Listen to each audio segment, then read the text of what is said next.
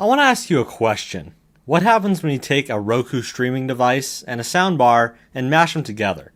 Well, according to Roku, you get the $129 Roku Streambar, a mini soundbar that promises to give your old dumb TV some smarts and great sound without taking up a whole lot of room.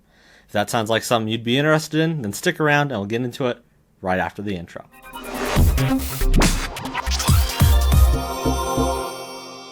Now, right off the bat, we are huge fans of the Roku platform, and we've been using it for quite a few years. And that's why we were really excited when Roku reached out to us and wanted us to review the Roku Streambar player for review.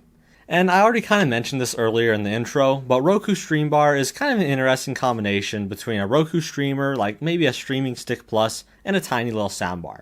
And the main idea here is really that you can go ahead and buy something like Roku Streambar and upgrade your older TV that maybe doesn't have very good sound or perhaps doesn't have any kind of smart TV features. Roku accomplished this by putting 4 1.9-inch full-range speaker drivers in a micro-sized soundbar cabinet and adding things like HDMI and optical toslink audio connectivity to help make sure the Roku Streambar fits in any setup. Inside the box, you obviously get the Roku Streambar itself, along with a power cord, an HDMI cord for connecting the Streambar to your TV, a toslink optical audio cable, a Roku remote, 2 batteries, and obviously a quick start guide. On the back of the Streambar, Roku keeps things simple. A pair of threaded mounting points for putting the Streambar on your wall, a power port, toslink optical audio connector, an HDMI port, a USB connector for things like USB flash drives and even compatible USB Ethernet adapters, and finally, a reset button. There's also a nice big rubber foot on the bottom of the Streambar, which will help make sure it doesn't slide around if you choose to keep it set on an entertainment center or anything like that.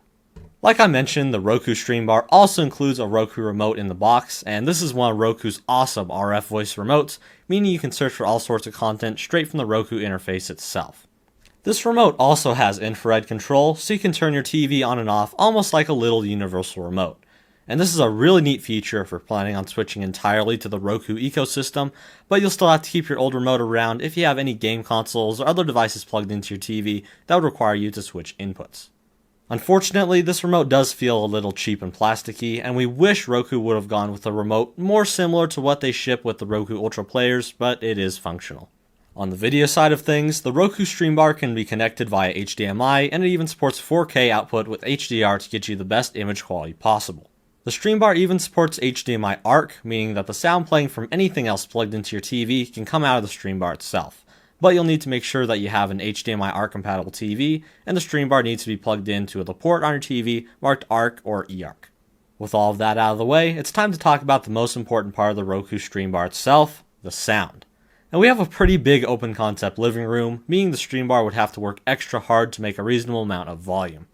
And overall, the Streambar sounded pretty good for the amount of money Roku is asking, but unfortunately, it's hard to get much bass out of such a small speaker. So we don't expect this to shake your walls or anything crazy like that. The best part of the Streambar was the dialogue. Everything came through crisp and clear, and it even has a speech clarity option built in, which will help bring out the vocals even further out into the room. All in all, it's a good step up from the speakers built into most TVs, and I think that's the market Roku is trying to target with this soundbar. Those of you that don't have much space, maybe have an older TV, and want to get the best experience you can at a low cost. The Roku Streambar will fit perfectly in something like a kid's room, giving them a cheap smart TV with thousands of different apps to choose from in a convenient package they can set up within a few minutes.